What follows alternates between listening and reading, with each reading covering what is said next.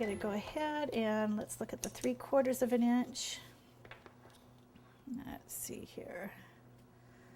Okay, so right about here. And again, we'll make another cut. Alrighty, and I'm going to trim this down just a little bit more. The water on these marshmallows is great. Now, I don't like to use the spray because the spray makes them too oily. And what's going to happen, and please, this is really important, we were all taught that when you mix royal with oil, it's going to break it down. So please, when cutting these, don't spray them with the pan. Make sure it is the water.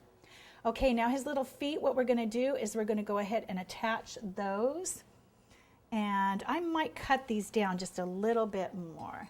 If you look at his feet. Now, a lot of times on these arrangements, as you see when they're filled in, you can't even really see the feet, but there's 2 ways that you can, if you didn't want to put these into arrangements, you could bag these up in cellophane bags separately, which would be really cute as well. So in that case, the feet would show more. Alrighty. Okay, that looks about right. I laugh though because his feet are the same size. I have 1 foot half a size bigger than the other. So if that happens, by all logic, it's not wrong. Okay, you're going to kind of put some icing on the side there. And again, we're going to have to use a marshmallow to prop him up. Well, actually, I did that on the wrong side, didn't I? Let's put it up here. Like I said, these are so forgiving. You really can't mess up. Okay.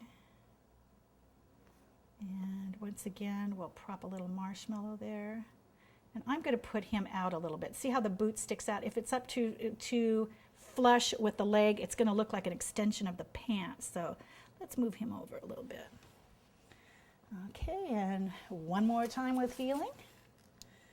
I'm going to go ahead and add this one on.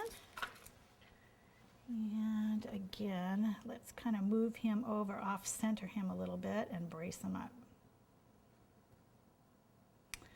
Now, the patience comes in with, I put these on a tray and I will let these set overnight. That way when I'm working with them, they're nice and solid.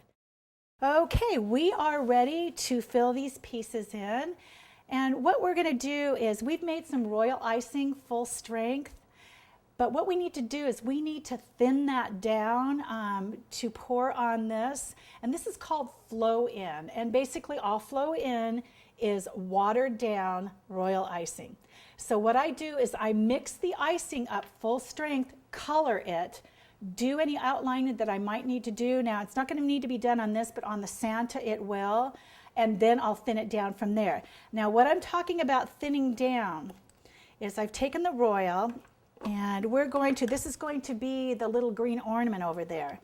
So what I've done is I've thinned this down. Now, what you need to know is when this drips back in, you should be able to count to 10 and that should blend right in. As you can see, it's not quite there. Now, I would recommend using a spray bottle. And the reason I say that is if you take a teaspoon and start adding water in, you have a tendency to overdo it. So the spray, you have a little bit more control because once it's too thin down, then you got to go back to the sugar and thin it up or thicken it up again. So much easier to do it this way. And we're going to check that. Not quite there yet. We'll add a little bit more water in there.